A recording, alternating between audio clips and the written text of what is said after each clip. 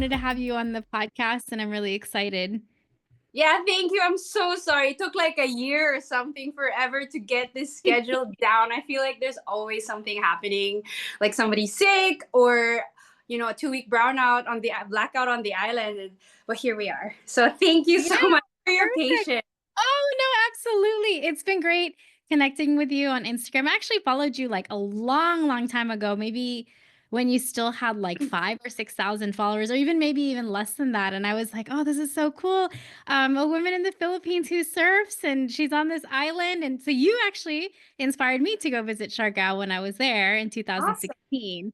Yeah, and I was also there when I met you 2023, 2022, end of 22. Yeah, And we met so briefly. Yeah, yeah, it's changed so much, even it from has. that small time frame. Yeah, I remember like you reached out to me and you were making rash guards, remember? Yeah. Yeah, I super love that. Like a Filipina also making, surf and swimwear in California. And then it was so cool to wear it. I lost it during the storm. There was a big storm in Odette. Really?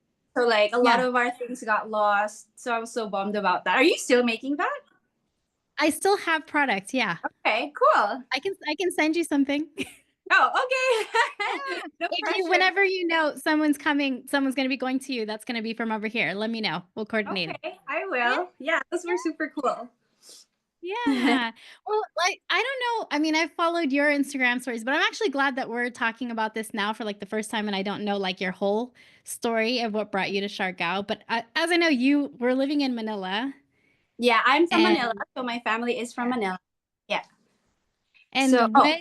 Yeah, go ahead. Yeah, what brought you to Siargao? How did this whole lifestyle unfold for you? So I am from Manila. I grew up in Manila. I've always been a city girl, but I've always loved the beach. My family would take me to the beach. And then it all started with surfing, pretty much. I was an exchange student in Wisconsin. Oh, Wisconsin. really? Yeah. So I was an exchange student in Wisconsin when I was 17 years old. And, the Filipinos always want the American dream. Like, someday you're going to live in the US and someday you're going to just have the American life. And then I thought Yeah. that was what I wanted. So I wanted to be an exchange student first and then maybe go to university in the US. And then I realized when I was placed in Wisconsin that I was not a fan of the cold or Yeah, no. winter or wearing a lot of layers. And then my host family took me to Florida for spring break. And then I saw surfers there. Like, I didn't know anything about surfing. There was not much surfing in the Philippines back then. Nobody talked about it. So surfing, surfer boys. And then I was thinking, like, I live in a country with 7,100 plus, maybe more now, islands. There must be Yeah. waves somewhere. There must be waves Yeah. somewhere. So I started like searching on, back then it was Yahoo, where I could take surf lessons. And then I saw that there was surfing in the Philippines. And then when I got back, so after Wisconsin, I didn't wanna I didn't want to live anywhere cold anymore. Yeah, Um, fair. yeah, I found La Union. So back then it was La Union. Ah, That yeah. was easily accessible from Manila. Yeah. So I would, I took surf lessons there and then started traveling for surfing. And then after that, I heard about Siargao. And back then, that was 2005. So 20 years ago. Crazy. Wow. I was still a student. I just read about Siargao. And then one of my surfer guy friends was going, and I asked him if I could tag along. And then, yeah, that was my first trip to Siargao. And you needed to be a good surfer to be traveling to Siargao back then. You needed to have your own surfboard because there was pretty much nothing. Yeah, I just fell in love with surfing in the Philippines, surfing, Siargao. So I would travel, I never stopped. I would travel around the Philippines, just checking out all the different surf spots. And then at some point, I just wanted to live somewhere by the surf. I thought it would be La Union because I was always based there for a while. But then it got really commercial, I would say really fast because it was the highway to get there was made. So it was super quick to get there.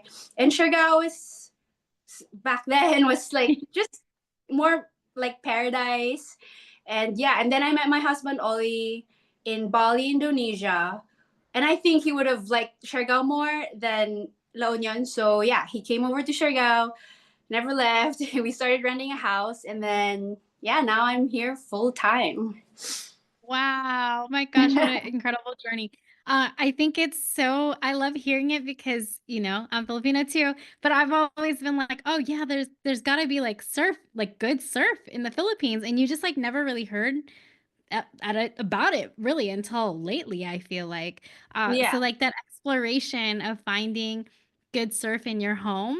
And even like when I go back there and I'm like, oh my God, there's not even just the surf, but just like going and pasha, like going to different places and seeing different parts of the island and the biodiversity in the whole country as a whole. Incredibly yeah, different biodiversity. There's like so much pride. Like I'm like, oh, this is like where my family's from. This is where we're from. And versus like the California surf culture here, that's mainly like white male dominated. And to go there and be like this is part of our ocean culture and lifestyle. So it's like beautiful to hear you tell the story. yeah. It's so nice also to see the stuff that you've been putting out, like, Yeah. because you don't really. There are women in the surf like around the world, but also like a Filipina like you in another country, and sharing her thoughts and opinions, and sharing what it's like to be a woman surfer, in the water in another part of the world, but also voicing it out, because I feel like there's so many people with so many opinions, but like, I don't know, don't use their platform if they do have Yeah. one. Yeah, it's just, I feel like it's important to talk about the things that a lot of people don't really like publish or talk about. So you're doing amazing.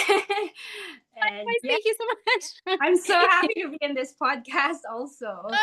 Likewise. And so if you guys who are listening don't know much about Filipino culture, like Filipinos are very what do you call it? Just like familial to each other.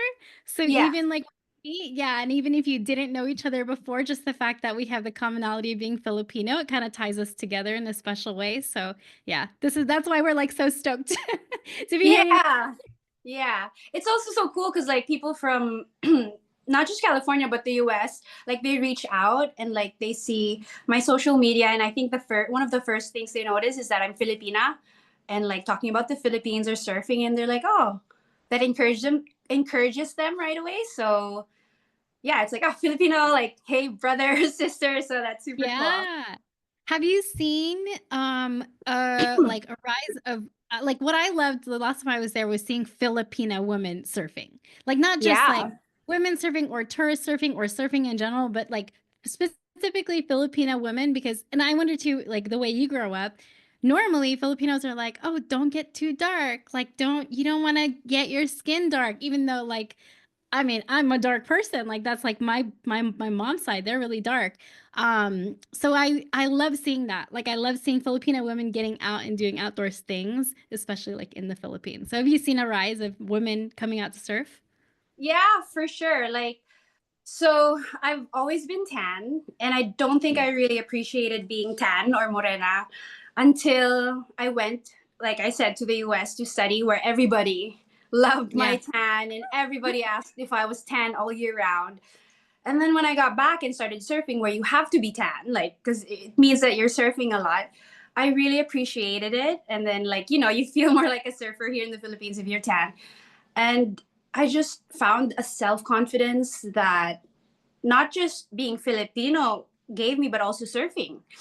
And then, yeah, I saw that the more I talked about it, the more I shared about it, there's more Filipinas who are surfing. And I think somehow the media just started putting more morena, like dark skinned girls, Yeah. just in media. It's still there. The papaya whitening soaps are still there, but there really is a rise in consciousness about like, hey, we're Filipino, we are born brown. Like many of us are born brown, Yeah. and it's beautiful, and that we should be proud of it. So yeah, definitely. Just besides the fact that there is a rise in surfing, there's also a rise in, just pride of being yourself and being out there for the Filipinas. Yeah, that's something I'm super proud of, because yeah, like my uncles, and aunties would say, "Hala, you're gonna get dark. You're gonna get dark. Are you sure? Yeah. Did you put sunscreen?" And I Yeah. would get teased, man, like, because I started in university. Yeah. I I was in the soccer team, so I already got tan from the soccer practice. And then I would come back from weekend surfing, so I was really dark. And I remember one of my guy friends would tease me like, "Oh, I can't see you anymore. You're super dark." Even if he was also an athlete and also would get dark, but it's just different when you're a woman or a Filipina that you're dark. Yeah. Like it's not as beautiful. I just kept doing what I was doing, and until now I'm still doing what I'm doing. And that friend at some point said, "I'm so sorry for teasing you back then about your skin. Like we're adults now," and he's like, "I'm so Yeah. sorry for teasing you back then for your skin color. I'm proud of you and what you're doing." And it's the same for, family members. They don't even mention it like, "Oh, ganda mo naman. You're so beautiful with your tan skin. I wish I had that color. You look so healthy." So there's definitely a change in mindset, not just for the young people. I feel like the older people as well. Yeah, so I'm really happy about that. Yeah. It is really so good to hear because I mean I would get like when I was younger more like, oh, make sure you put on sunscreen, make sure you put on a shirt. It wasn't too bad, but I do remember being conscious of like how dark I would get because I get dark very fast, very easily. And now I think what changed it for me actually was when I moved to Australia. Everyone was like, Mm. "Oh my God, you're tan." They call it. They're like, "You're so black. You're so black. I want to be black like you." That's like the way they say it. And Yeah. then, yeah, I would just get so dark there, and that's like when I started really embracing it. Like, oh, like it feels good that I can spend time in the sun and I don't burn and like this is totally what my skin was made for. Um Yeah. and I have noticed, well, maybe not in that sense, but like the older generation of not like or maybe just evolving in the way they think. One of my aunties one day, she was like, she hadn't seen me in a while, and she's like, "Oh, Laura, like still no boyfriend yet?" That whole time. Yeah. It's funny because I always tell them I'm like, I'm single like now, but I haven't been single like this whole time, you got, you know? Yeah. But anyways, I remember her at the end of the party coming up to me be like, "Oh, I'm sorry for asking you that. Like I shouldn't have asked you that." And I was like, "Oh, wow. Okay." And I'm so used to it, just like, "Oh, it's fine." But it was a kind of a nice surprise where she said that and was realizing like, "Oh, I probably shouldn't Aw. be asking that." Yeah. And Yeah. I think it comes with we have like these automatic things we say and automatic ways we interact in our families. And so like your Yeah. friend like didn't even realize what he was saying when he made fun of like your skin color. Yeah. So Yeah. it's nice to hear Yeah. that he came back and apologized. Yeah. Years after, like, yeah, you're so right about how Filipinos just have an automatic Yeah. response to everything. I saw a friend that I hadn't seen in a long time just recently, and she had been living in Australia, and I didn't recognize her in the airport. And the first thing I said was, "Oh my God, I didn't recognize you. You're so white." And I'm like, "Oh my God, Elaine, you're doing what you don't like about Filipinos." And yeah, I had to say sorry right away. So Yeah. tell us about Surfista Travels. So Surfista, I started actually it's like the anniversary. I totally forgot. So Really? yeah, The February day? today is the 12th for you, right? In the Okay. US. Yeah. So 13th. So 12th is no, today's the 10. 10th for Yeah. you. Yeah. Yeah. So that's the first ever Surfista weekend. It was a surf trip, was 13 years ago. Yeah. To this day. So I totally forgot Wow. to mention it. So yeah, anyway, so 13 years ago, I started, I called it more Surfista Travels back then. I just organized surf trips for people in Manila to go first to La Union. And then Yeah. we would go eventually to Baler and Siargao. And I started that, well, one, as a way to not stay in the corporate world because I was working in Makati in Manila back then. I wanted to do something that I love doing, which was surfing, meeting new people, and traveling pretty much, and sharing my culture. Yeah. So I was always frequenting San Juan La Union. Have you been there? I haven't yet. So, Okay. every time we go to the Philippines, it's like, do we go this direction or do we go this direction? And then so Or like that. the last, yeah, yeah, exactly. You can't do it all like in one loop, right? Like you have Yeah. to change. So we haven't yet, but I want to. I really want to. Yeah. So I would say like I feel like it maybe could match like California because it's very city, but it's Ah, also very yeah, longboard oriented compared to like island Siargao. So Siargao would be like yeah, Hawaii, like, and then maybe La Union would be like California. So yeah, I was always there, and I was always staying in the same resort called San Juan Surf Resort, and I had a surf dad there. He's Australian, and his son is like super known for surfing. Like he was also promoting surfing a lot, Luke Landrigan. And I felt like they were my surf family then. And my surf dad, Brian, he said, "You know, Elaine, yeah, you have all these things going for you. You're always bringing your friends from university to surfing. Why not get paid for it? Why not do something about it?" So yeah, to backtrack, that's how it started, and then I started bringing people from Manila to La Union, Baler, and Siargao. And people would fly in from other countries or even other islands to join Surfista so that they could experience surfing with somebody who knows the spot, who really loves surfing, who will surf with them, and just have new friends with. And yeah, that's how Surfista started before I settled in Siargao to focus on Siargao. And Okay. yeah, yeah, and then That's so like cool. eventually we did camps, so it would be weekends, and then eventually I started all girls camps. There's Yeah. so many surf camps right now, but I felt like there was a need for girls to have like a safe space to learn how to surf with other Filipinos. So I started Surfista all girls camps and just co-ed camps as well in Siargao. And then when I moved permanently to Siargao, I just stayed with that. And then now it's evolved. Like I feel like it's always evolving. Now we had to stop the camps because back then it was really hard to navigate Siargao. Yeah. There were not much surf resorts. There was no public transportation. So I'd have to Yeah. have numbers of what you call habal-habals, like motorcycles.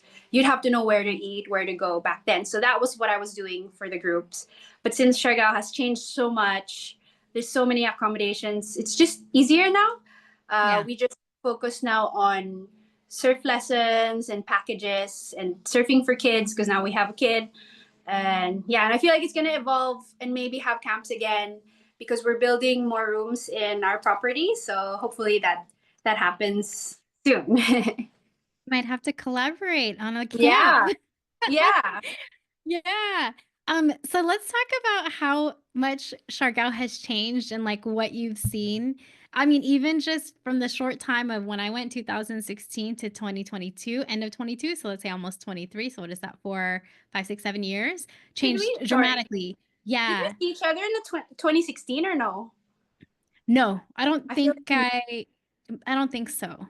okay. You may, What month yeah, did you go? maybe go ahead. No, what month did you go? Oh, it would have been like November, December. Okay, I don't remember. Yeah. Yeah, we must have missed each. Um, Anyway, I sorry, think go so. on. No, it's okay. But it's so interesting because like when I came back, I was looking through my Instagram feed of when I posted in 2016, and I was trying to find like the same snapshot locations, and I couldn't because I think I don't know if like the road it was a dirt road mostly back then, and then they were just starting to pave some stuff, and like it Yeah. was so different. It was blowing my mind. Like, oh my God, I can't even like orient myself.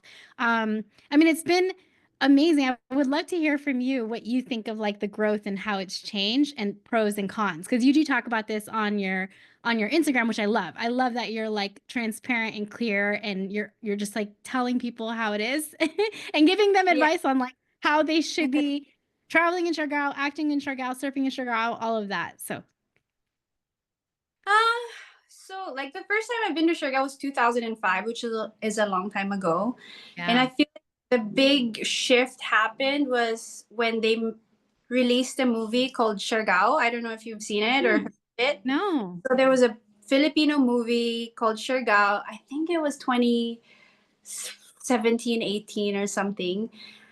And yeah, like I was saying before, was Siargao was an island that people would go to if they already knew how to surf, Yeah. wanted to surf, and it was just all about surfing.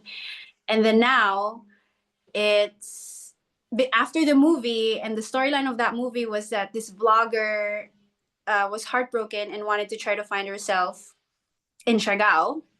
And I thought it'd be heavy on surfing, but it was a lot about partying. Oh, So that, really? yeah, so that wait, hold on. Is it noisy? Do you hear? Because there's Oh, a bit of construction. I hear a little bit, but it's not too bad. Okay, You want because to try I can wear headphones? like earphones and microphone. Okay, yeah, let's try that. Yeah. Okay, I'll do that. I mean, I can ask if they can stop, but I That's think they need to do what they're doing. Yeah. okay. Okay. So better? Yeah, good. Is this okay? Yeah. So I think that movie brought a whole bunch of just a different kind of crowd to Siargao. So more party goers, younger people who don't really care or know about surfing. And then because of that, more businesses came. And for a while, I really didn't like it because I was here for the surf. I'm here for the Yeah. surfing. I was here to meet people who like nature, like being outside. And I mean, I partied, but at some point only party people were coming, and I was Yeah. seeing on social media that I would go to an island and people would just blast their speakers, and their main goal Yeah. was just to party and get drunk. And yeah, I didn't like it, but I really couldn't do anything about it because I couldn't do anything about it, and I just had to go with the flow. And then the pandemic happened. Mm. So we got a break from all of that because nobody was Yeah. allowed to travel. And then after that, the big typhoon called Odette happened, Yeah. and a lot of things were destroyed. So you'd really have to have loved Siargao to come back straight away. But then now, yeah, like you said, more so in 2025, there's a lot of resorts, a lot of restaurants, a lot of bars. So the pros and cons of it is, I'll start with the pros first. Me, as somebody who is growing up, getting older here, it's better because there are more things to have a family. So Mm. there's a school for my daughter. She's 5 years old. There are choices for schools now. There are clinics. There are more clinics in case you get sick, because Mm. back then, like, Yeah. you'd have a throat infection and you wouldn't have anything. You wouldn't have anything here, and there wouldn't be one doctor to look at your throat just to check if you do have an Yeah. infection. So there are clinics. It's easier to get food. Like back then, you would have to hide your Oreos because you didn't want to share it with anybody. Like you literally had to like smuggle in like little treats because it was hard to get anything on the island. So there's more businesses and work for people now. There's a lot more income, which is great for the locals. You can see some of people's quality of lives getting better because of the income and the jobs that they can get, and the businesses that they're able to make. So that's really good. Um, yeah, like especially like we are so heavily dependent on tourism. It's been very beneficial for the people who live here. But I'll think of more later. But like cons is, yeah, like one, the crowds. There's a lot more people who really come here for the parties and don't care so Mm. much about nature or recycling or not leaving a trace.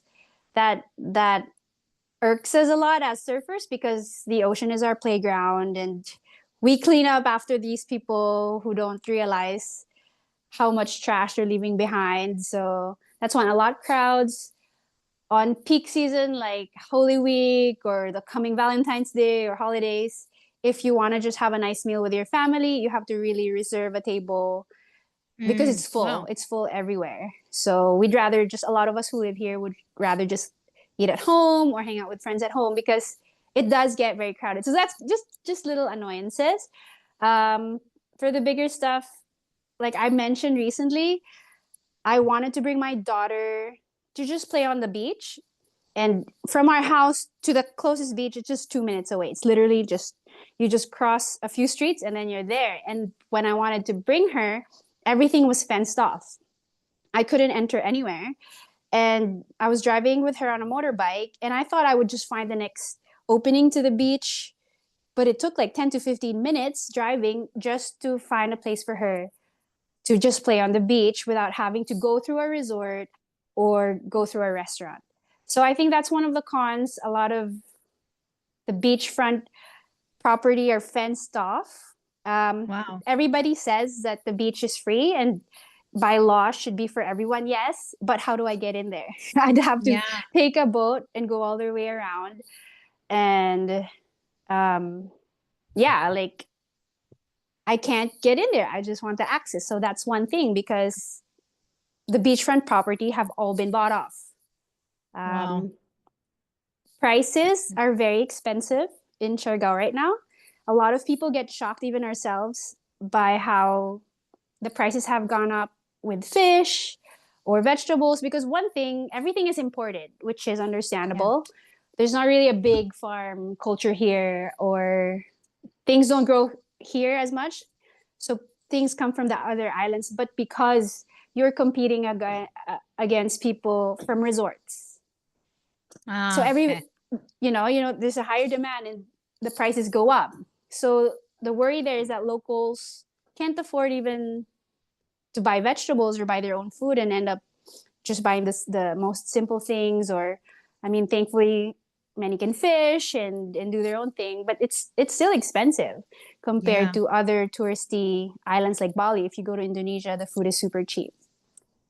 um so far that's all I can think of. What about you? Like, did you notice anything So with the one of my changes? Yeah. So one of the first things I remember it coming back in 2022 was coming Yeah. out of the airport and then seeing, and I know like it was still like just kind of after Odette. So like I got the feeling that people were just getting kind of back at it. And Yeah. there's a lot of people right there, right by the airport, right? That live right in there. And that's kind of like the first time I really got to see like Siargaonons, like just people that born here, lived here, like just are never going to leave Siargao. This is their home. And so I always kind of just really wonder like how development um affects them, because Yeah. they can't, like, if there's another typhoon, if there's another natural disaster, they can't leave and go home. They don't This is their home. So I always wonder about that.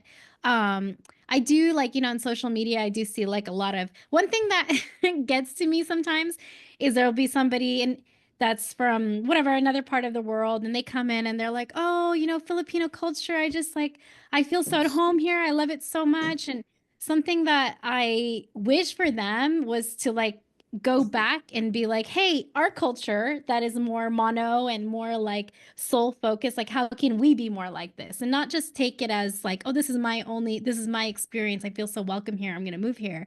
But how can Yeah. you take what you learn and put it back out in the world in another way? Not that that has to do with like the Siargao Island, Yeah. but I did notice, let's see, the first time I came, yeah, the surf breaks didn't seem very crowded at all. Um, Mm-hmm. Yeah. Sorry, this, I forgot to mention yeah, that. Yeah.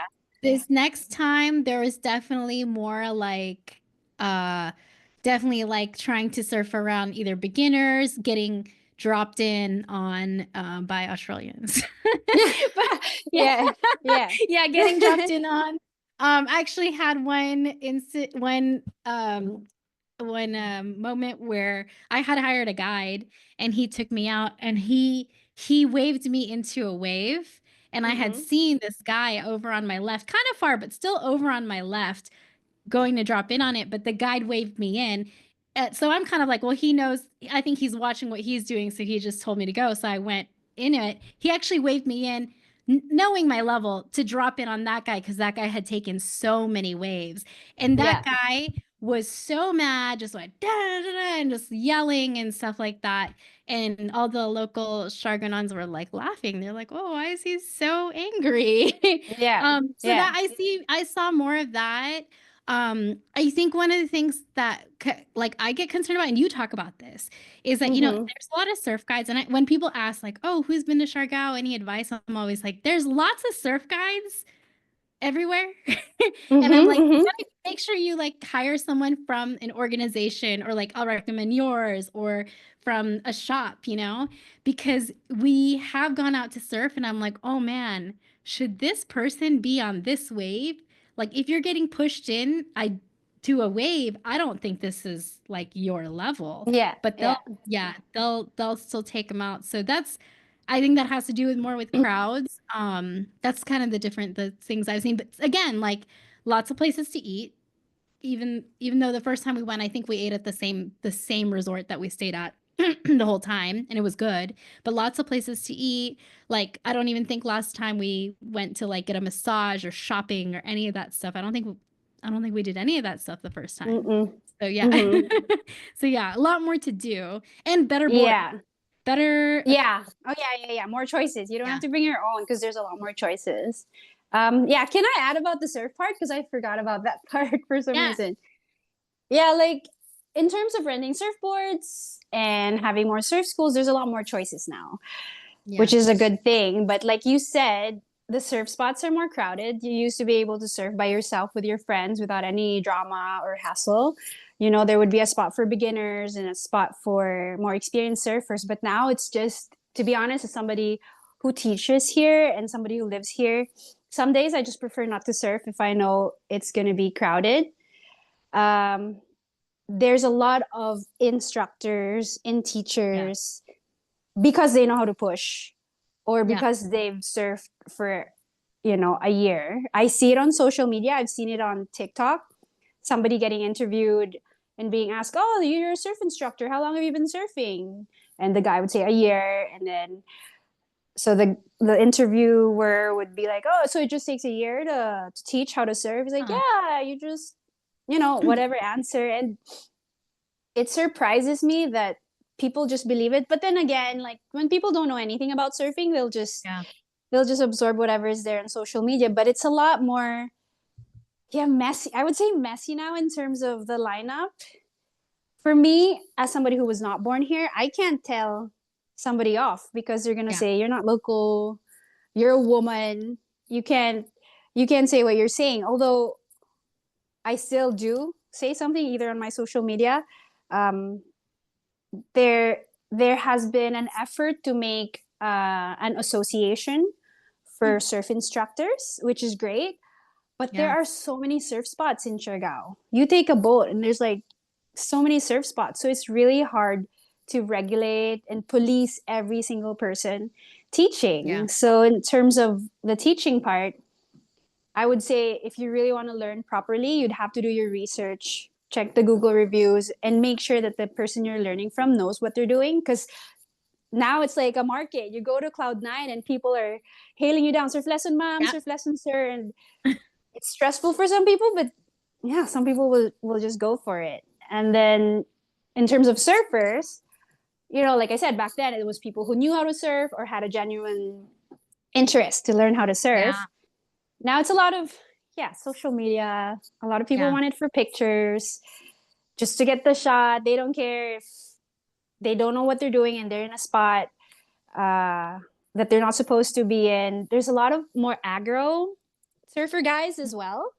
So, like you mentioned, there were a lot of Australians. Now we get all kinds of nationalities. There's a lot of Spanish, Israelis, like just all kinds of nationalities. And some, I won't mention, but some nationalities are more macho or more sexist than Filipino culture because we're very matriarchal. You Yeah. know, the local guys know me. We respect each other. We do our own thing. And if I tell maybe say a Filipino beginner, say, hey, you shouldn't be here, paddle around, they would just listen. But I've been experiencing a lot of like aggro guys not listening to me just because I'm a woman, telling them get out of the way, go around, paddle back around, just simple things that they don't know because I don't know, they're guys, they weren't taught properly. So that's annoying and stressful, and people have voiced that out on their social media about respecting the people who live here even if they're a woman. So yeah, so I've had to be tougher. So in the Yeah. beginning, as a girl, you want to be friendly, you want to be accommodating, you want to be hospitable because you're Filipino. These are Yeah. tourists, they came here to surf, they paid for their flight, da da da. But I think things have happened to me last year that I've said, okay, I'm 40 years old now. I've lived here long enough. I'm teaching surfing. I'm not going to be too nice anymore. I would like literally point to someone and tell them to paddle around because I have to. Otherwise it's dangerous. People can get Yeah. hurt. People will think that they're just doing the right thing. So I've had to sort of maybe change my personality in the water to be tougher because it has to be done now. Like in other places, probably like Hawaii or other places, you'd have to. It's not like that level where people, be each other up. But you'd have to tell the tourists that have no idea of surf etiquette or don't know what they're doing that, hey, dude, that's not how it works. Somebody from here has to tell them, even if that is our source of income, even if they Yeah. are bringing the ones bringing money. So the justification is let them do whatever they want because they're paying for stuff. But no, this is the water we surf in. We all live here. We're all a community. We have to watch out for each other and our students because otherwise it's just going to be a mess. So yeah, Yeah. that's one And thing I really noticed. dangerous. Yeah. In Siargao, I know definitely the first time I went, like it's funny because the last time I went, I was like thinking, oh man, maybe I should really think more about like what's the contingency plan if you get hurt. Because like Yeah. that's the thing. If you get seriously hurt, there's not going to be a rescue chopper to airlift you You'd have to to know the number. Yeah, yeah, yeah. yeah. Yeah. Yeah. So so I think it's super important for people like you to like regulate the lineup and regulate it even if people don't like it. I mean, Yeah. Yeah. And I feel like, yeah, it's important. It's something that should be talked about. I feel like it's not talked about enough by people who do have a voice. mm, Um, yeah, because I know in many other countries where surfing is older, you can't get away with yeah. being a cook in the lineup. You're gonna get told off, or if you're in the wrong spot, you're gonna get told off. Whereas, like you said here, not only tourists by themselves go to a place where they shouldn't be. Unfortunately, people who work and live here do bring their students also to spots and conditions they're not supposed to be in. Yeah. So Yeah. yeah, That was one thing, like, I mean, I've only been to like a handful, like a couple of spots there in Siargao, but every time I've gone, and maybe it's also the season, it's been like challenging surf for me at my time at that time in like however I like my abilities. Even this last time was probably the most challenging surf I've ever surfed.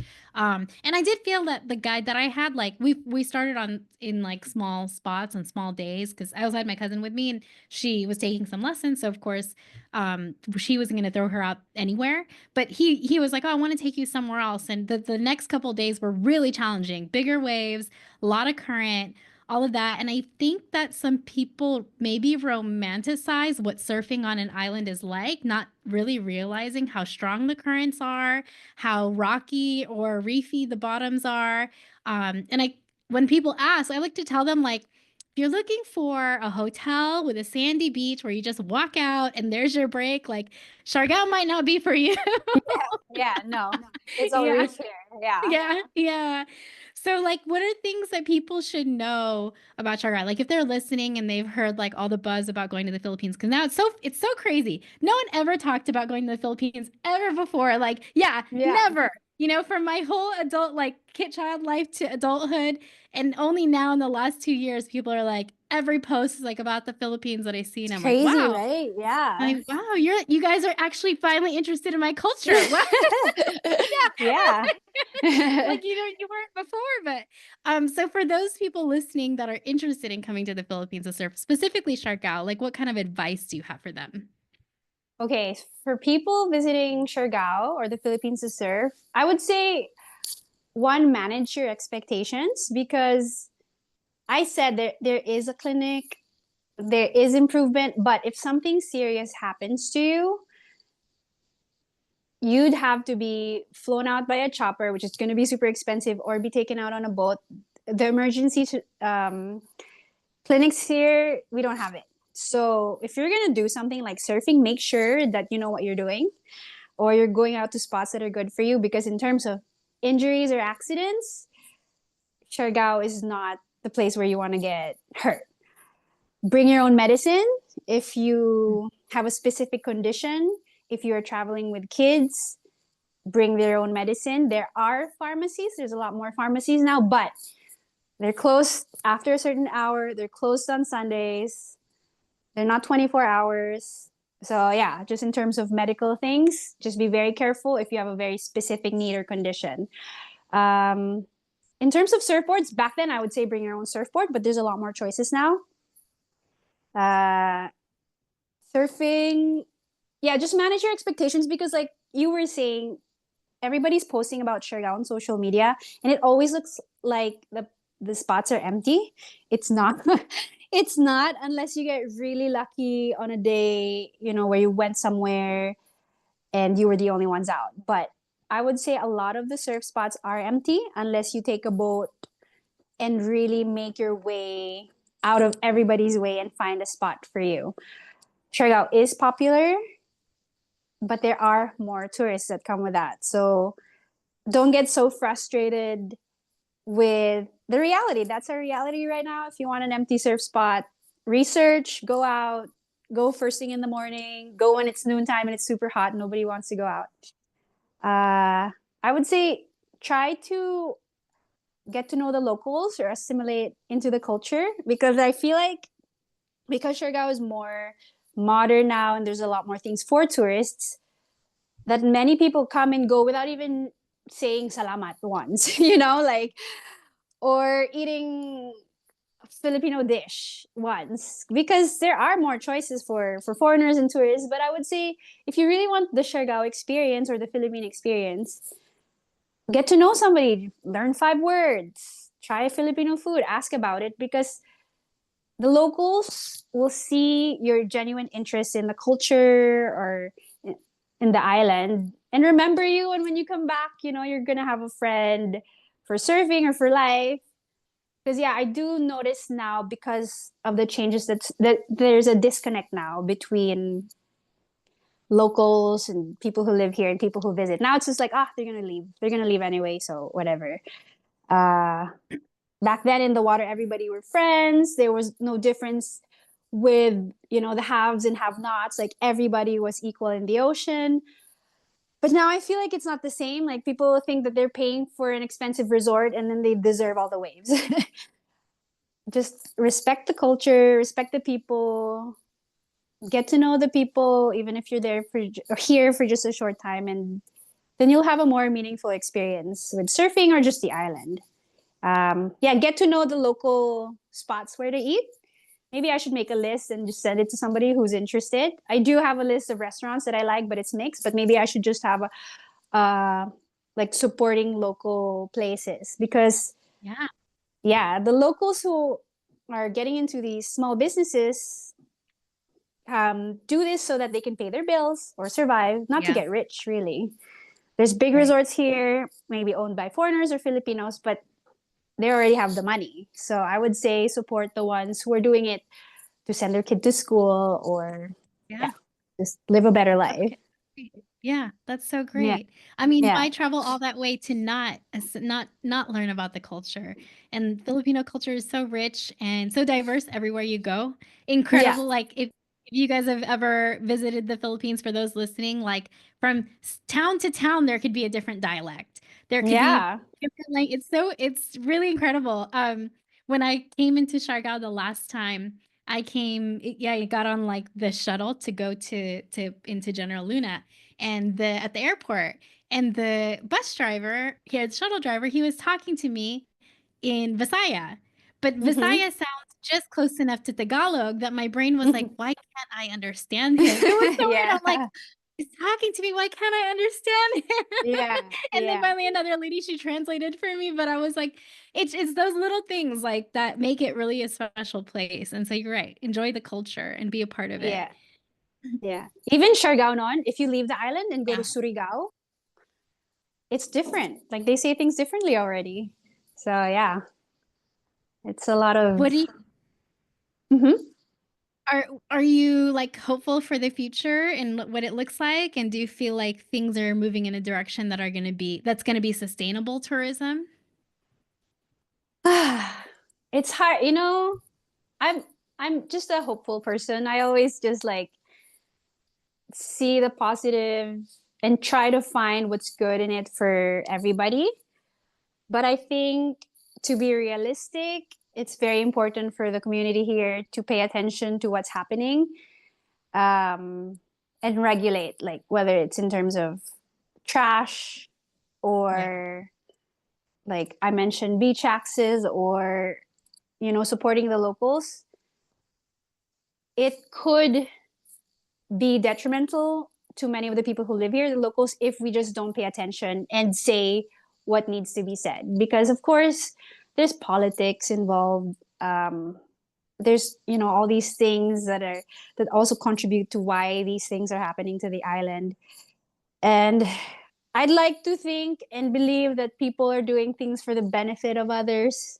That that that politicians are making choices to help everybody. That's what I would like to believe. But if not, then people hopefully will use their voices and step up and say something about it, because nothing's gonna happen if we don't mention anything. But I'm hopeful. Like, I'm happy. I'm happy to be here. I hope that my daughter will grow up in a beautiful place that still holds the local culture and the values of Filipinos, and not just like a party island. I'm hopeful that, yeah, I'm hopeful that, that Siargao will still be a paradise, maybe a much more modern paradise, but still be a place where people love to come and where Filipinos feel at home, and where I would like to live forever. That's the plan. I don't have any other, we don't have plans of going anywhere else. So yeah, I have to be hopeful, and I am hopeful. That's good. I'm glad. I'm glad to hear that because Yeah. that's definitely something I always think about coming there and of just observing how things have changed and like feeling, I don't live in the Philippines, but Mm-hmm. I feel like a little of that like heartache a little bit like, oh yeah, I remember the very first time I came, 2016, we went to this spot that you take, motorcycle into the coconut groves. I even remember the coconut farmers had to move stuff out of our way to get Aw. into the beach woods. Yeah, it was like so long ago. And there were these little boys, a group of little boys, maybe like 7 years old, and they're walking on the beach and they had taken their clothes off because I think they were trying to scare the fish into like one pool. They were like Mm-hmm. fishing, yeah, and they were like whipping the water and kind of moving the fish into a pool of like in one area. And I just thought like, oh, it's so sweet that they don't have any reason to have any shame, like that they're just collecting food. And I really like hope, I don't know, in 10 years time, will they be able to do this? Will I this hope so. Yeah. Right? Will this beach be all resort or will they be able to do like go about their way? So I definitely see that and I feel that like, oh, I really wish for the people that were born on that island and will stay on that island to still have like their livelihood and the way that they live. Yeah. Oh, I forgot to mention in terms of hope. So you've heard about the typhoon Odette, Yeah. from 2021. So pretty much like many things, if not everything, was destroyed. And when that happened to us, I thought like that I couldn't come back to Siargao and live anymore, because it just seemed like it was a catastrophe. Like everything was, no water, no electricity, no everything. And I was just so heartbroken by what happened. And Siargao as a community, after that, disaster, like teamed up together, and homes were built. Electricity was back after 3 months. 3 months is quick for an Wow. entire island, to have no electricity. Business, if you come, like, you came, right? What month did you come? Oh, it's always usually November, December. Yeah, That's so always there. yeah, like I think just a few months after, many things were rebuilt. Yeah. People were sending help from the mainland or other countries to Siargao, because they've been to Siargao or they know somebody from Siargao. And that was a big proof of my hope, because that could have gone like down, like things could have gone worse after that. But people stepped up, people helped out. I have a friend who moved here very recently, and she said whatever happened after Odette proved to her that she loves being here or loves the people here, because just that sense of community, of helping each other, the Filipinos. Of course there was drama and things that happen, when disasters happen, but just the Filipinos helped each other. uh the private sector, we Mhm. complain about these private resorts and stuff, but it was also the private businesses that helped restore a lot of the place. Not all, but like there was a lot of help also from the private sector when we couldn't get it from the government. So yeah, that's why I have hope, because of the community. And because of Yeah. that happened, that was proof of hope and Yeah. resilience, and just like wanting the best for everybody. Yeah, that's the Filipino spirit. Yeah. That's Yeah. so beautiful to hear. Well, thank you for coming on and sharing more about Siargao. I feel like we could talk for hours. I know. We should do Yeah. this without the podcast. Yeah, we can. Yeah. Yeah. Maybe And it'll take another year to plan it. Just kidding. yeah, right. It's okay. It'll be worth it. Yeah. But I admire what you've done. I admire the business you've built, and I really look up to you. And I love that we can share this. It really makes me feel good about like doing what I do, and I feel very supported by you. So I appreciate that. Thank you so much also for doing what you're doing. I always follow your adventures, and it's just so nice to know, a strong, confident surfer girl, Filipino woman like you is out there saying their thoughts. So yeah, I support you, and thank you for having me.